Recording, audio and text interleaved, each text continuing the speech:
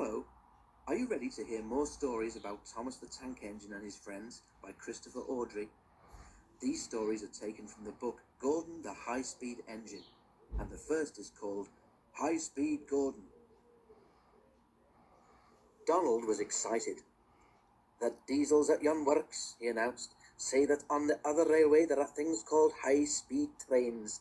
They have a diesel engine at each end and can go at 125 miles an hour. Grodon snorted.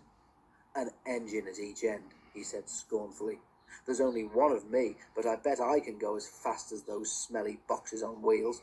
Probably faster," he added. The others said nothing. They had heard Grodon's boasting before. Grodon was still bragging the next morning. "Speed's nothing to me," he said. "Why, one of my Doncaster cousins went at 126 miles an hour.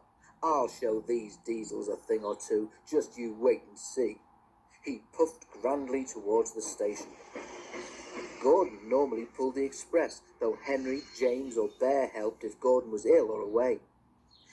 Many visitors came to see the Fat Controller's railway. They often used the express, so it was usually full and heavy. There had been frost during the night, and now the weather was wet and sleety.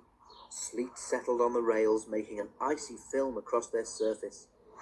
The carriages of the express stood under the cover of the station roof, but when Grodon was coupled to them, his cab and front end had to stand outside. He grew colder and colder as he waited for the guard to blow his whistle and wave his green flag. "Come on," he shivered impatiently. "Let's get started." At last Grodon heard the whistle. "Come on, come on, come on, come on, come on," he shouted as he tried to pull quickly away. But his wheels slipped on the icy rails. The sudden movement made water in his boiler surge forward, and Grodon's driver could not shut off steam. Grodon moved a yard and slithered to a standstill, held back by the heavy train.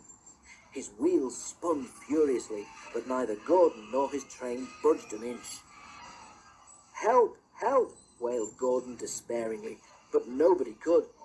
His wheels spun until his rods ached, but he could do nothing to stop them.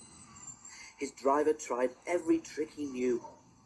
An inspector came and tried some more, but it was no good. The Fat Controller came to see what the fuss was about. He said several things to Grodon, but Grodon was making so much noise that he couldn't hear them. Sparks showered from the rails, but Grodon's wheels went on spinning. It was a quarter of an hour before Grodon had used up all his steam. Reduced pressure allowed the driver to close the regulator, and with a deep sigh of relief, Grodon felt his wheels stop turning. The silence was amazing. Donald came to take Grodon to the shed, and Henry came to pull the express. When the train had gone, workmen had to replace the rails where Grodon had been standing, because his spinning wheels had worn deep grooves in them. The shed was empty.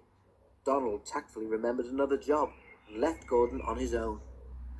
But that night Grodon heard a whisper from close by. "Did you hear?" it hissed. "How Grodon went for a spin today?" There was a quiet chuckle. Grodon seethed in silence. "High-speed engines are all very well," the whisper went on, "but Grodon ought to know by now that he's supposed to move his train too." Grodon snorted disgustedly, and with a gasp, the whisperer subsided into silence.